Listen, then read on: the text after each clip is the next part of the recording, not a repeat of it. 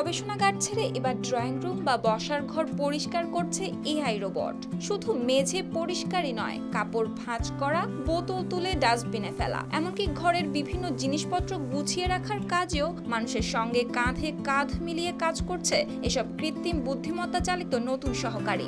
এতদিন যেখানে গবেষণাগারে সীমাবদ্ধ ছিল রোবটের গতিবিধি, এখন মানুষের বাসা বাড়ি হয়ে উঠেছে এদের নতুন প্রশিক্ষণ কেন্দ্র বা কর্মক্ষেত্র।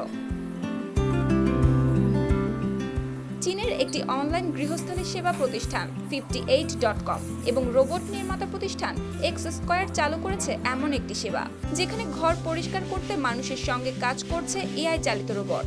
অর্থাৎ কোনো গ্রাহক যদি এই সেবা নিতে চান, তাহলে শুধু পরিচ্ছন্নতা কর্মীই নয়, তার সঙ্গে বাসায় চলে আসছে এই এআই রোবট। এরপর তারা দুজনে মিলে গুছিয়ে ফেলছেন অগোছালো ঘর। তেমনি বেইজিং এর এক বাসিন্দা কৌতূহলবশত নিজের ফ্ল্যাট পরিষ্কার করতে বুক করেন এই সেবা, কারণ তিনি নিজের চোখে দেখতে চেয়েছিলেন কিভাবে বাড়ি পরিষ্কার করে রোবট। আর যখন সত্যি ঘর গুছিয়ে ফেলছিল রোবটটি, তখন বেশ অবাক হয়েছিলেন তিনি। তবে শুধু ঘর পরিষ্কার করা এই প্রযুক্তির লক্ষ্য নয়। চীনের শেনজেনে প্রকৌশলীরা বিশেষ সেন্সর গ্লাভস ও রিমোট কন্ট্রোল ব্যবহার করে রোবটগুলোকে শেখাচ্ছেন ছোটখাটো বিভিন্ন কাজ, যেমন কিভাবে ফুল সাজানো উচিত, কিভাবে বক্স খুলতে হয়, আবার কখনো জিনিসপত্র গোছানোর মতো কাজের প্রশিক্ষণ দেওয়া হচ্ছে এই রোবটগুলোকে। তবে বাসায় যখন গিয়ে সরাসরি কাজ করছে রোবটগুলো, তখন আরো বেশি কার্যকর হয়ে উঠছে এদের অভিজ্ঞতা।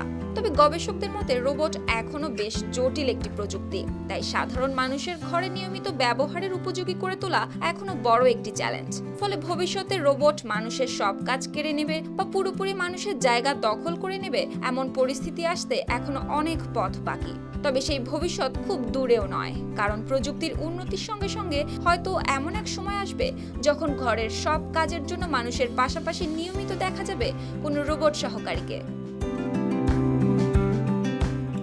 সুপ্তি রায়, RTV।